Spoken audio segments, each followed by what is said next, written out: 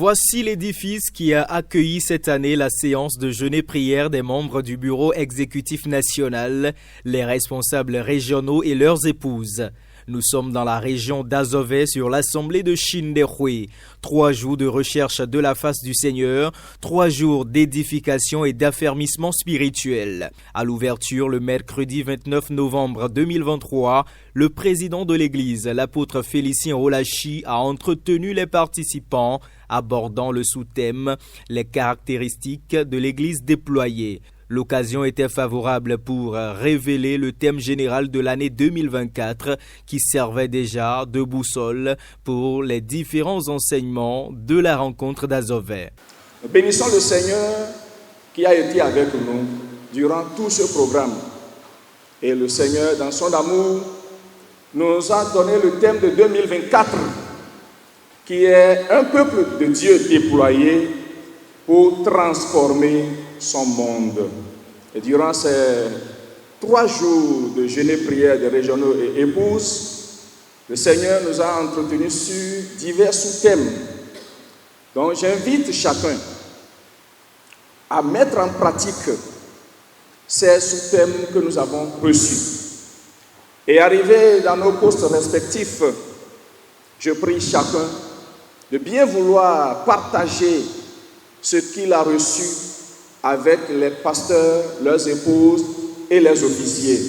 Et ce faisant, le message sera en mesure d'atteindre toute la base et le changement positif que le Seigneur est en train de désirer de notre part pour le compte de l'année 2024 et dans sa suite, ça pourra être chose réalisée.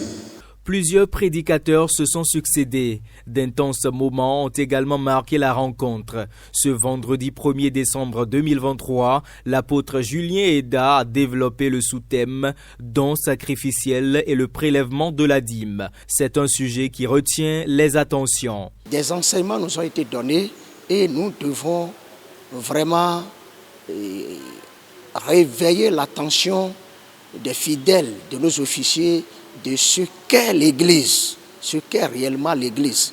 Et nous devons les enseigner à savoir que l'Église ne peut jamais aller de l'avant si nous ne nous réveillons pas pour changer le monde dans lequel nous sommes. Donc chacun de son côté doit travailler pour changer le milieu qu'il est. Le monde ne peut jamais changer si ce n'est pas de par les enfants de Dieu. Ce que Dieu a dit à travers ses pères, et qui a été répété à 3 reprises. Et les gens ont compris que c'est une alliance que Dieu a faite avec l'Église. C'est le fait d'encourager le peuple de Dieu à donner. À donner et non seulement donner, mais se donner aussi. Se donner eux-mêmes à Dieu et aussi apporter leurs dons en nature, en espèces et surtout de l'argent pour le progrès de l'œuvre de Dieu. Et c'est ça qui a permis à l'Église aujourd'hui d'être à cette étape.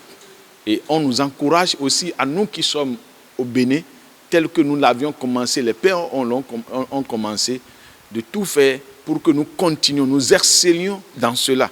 Au Bénin, cette année, l'église de Pentecôte tient ses traditionnelles conventions nationales de fin d'année à partir du vendredi 15 décembre 2023.